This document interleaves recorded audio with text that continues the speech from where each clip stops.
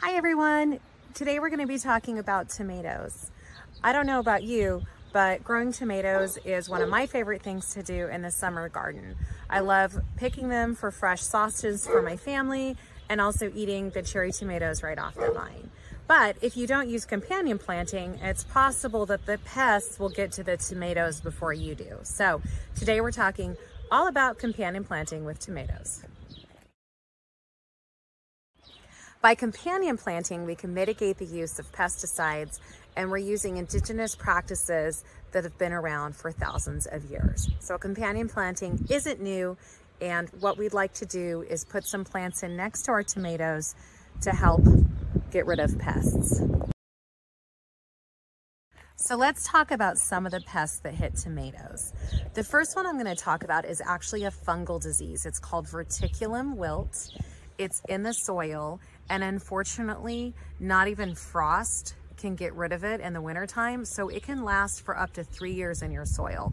And that's why it's really important to rotate your tomatoes. That's also why experts don't recommend planting tomatoes with potatoes, because potato is also prone to verticillium wilt, and so we don't want to accidentally cross-contaminate them. What you can do, however, is do some crop rotation. So if you, even if you don't get verticillium wilt in your soil, you want to plant your tomatoes in a different space, not returning to the original spot for at least 3 years. I know that's tough, especially if you have an arch like I do in the background.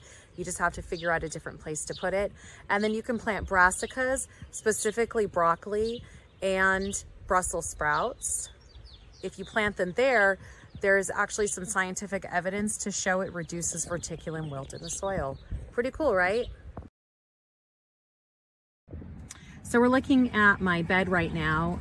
You can see that I have some garlic, which we'll talk about in a minute, and I've also planted borage. So if you've watched my strawberry companion planting video, you've heard of borage before. Here's another one. This is actually going to get 2 to 3 feet large. It has really soft leaves. You can use the flowers in ice cubes, and you can use the leaves in salads. So borage repels hornworms, and that's why I've planted this just right close to my tomato that you see right there, okay? Then you have garlic, which is an allium.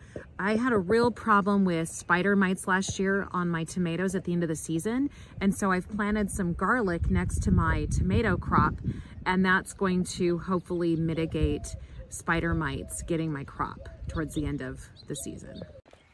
We're here over in my other bed, and you see I've planted some sweet alyssum. So sweet alyssum attracts hoverflies, which can eat up to 150 aphids a day.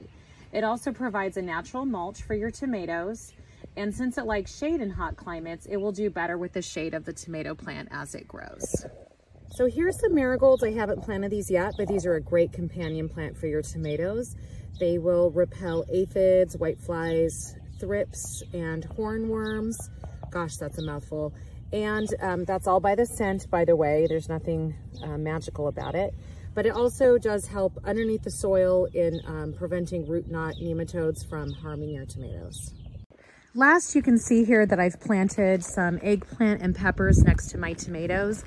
I've read conflicting reports about growing tomatoes with eggplants and peppers, but honestly, I haven't seen any evidence that shows that it's not a good thing. So you can plant them all together. They have the same watering needs, the same sunlight needs, the same nutrient needs. And if you plant your beneficial herbs and flowers with them, so I have some pot calendula here, I have some rosemary for my eggplant and peppers, and I've got my sweet alyssum right here. Maybe I'll throw in some marigolds on this side since I have some room. But if you have those beneficial companion plants, then I really don't think it's an issue.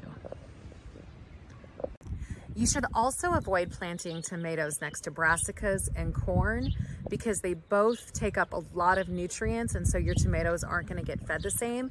And corn has a similar pest to tomatoes, and so if they get worms, your tomatoes are more likely to get them as well.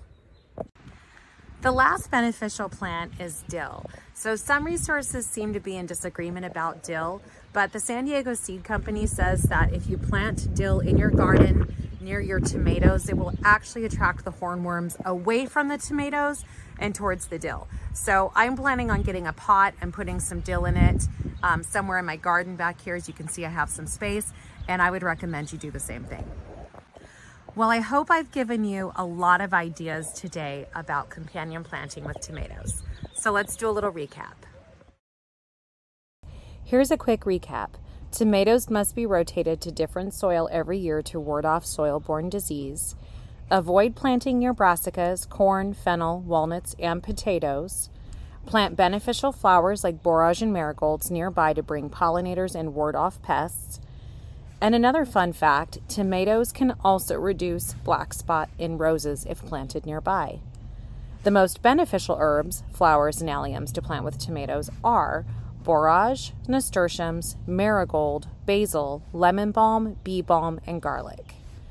Thanks for watching, and hit the like video and subscribe. If you'd like to follow me on Instagram, you can find more pictures of my garden and chickens at The Grounded Gardener. Also, let me know what other companion plant videos you'd like to see in the comments below. Thanks for watching.